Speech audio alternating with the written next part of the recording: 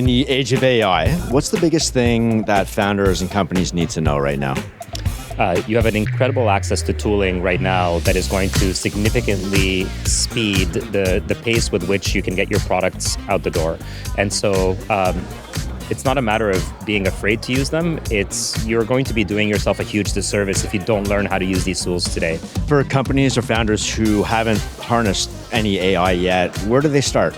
It depends what industry they're in, but I would really recommend to start playing around with vibe coding tools. I'm a personal huge fan of Figma Make. That's where I go and probably spend too much time because you can engage with an AI agent that's kind of building what's in your mindset. Obviously, we all have our ChatGPTs and Perplexities and whatnot. I would actually use those, whatever AI agent you like to play with, to give you recommendations about which tools to use because they'll know you better, unfortunately, than you know yourself these days. In the age of AI, what human skills will be most critical?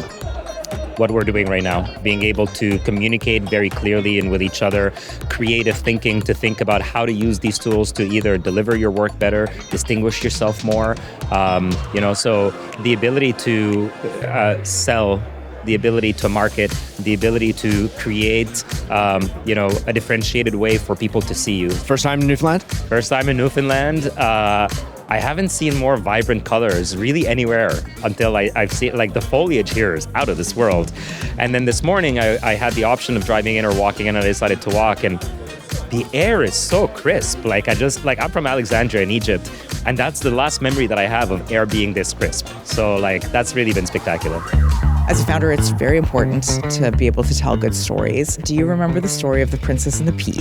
Yeah, but think about how crazy that is. You were told a story 25 years ago about how a princess couldn't sleep on a bed with a pea.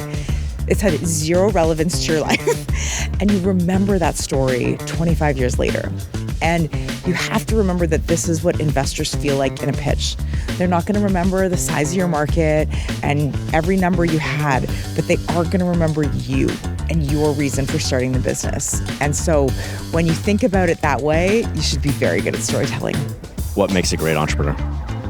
Someone with an enormous amount of grit and persistence and the ability to try a lot of things to get to a big innovation. So you usually judge on CVC, but you're about to judge the Genesis pitch session here at Innovation Week. How do you spot a winner in a pitch like this? I mean, I got my start doing business plan competitions, so it always brings me back. And then I'm just looking for something innovative that I think can scale, and maybe a founder or two I can back today.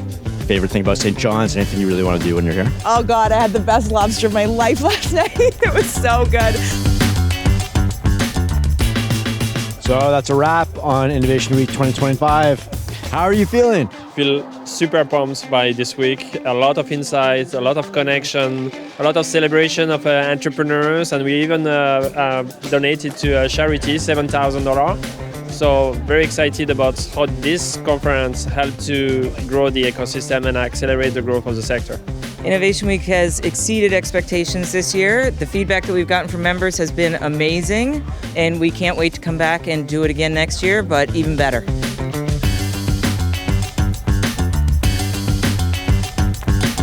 It's going to be great.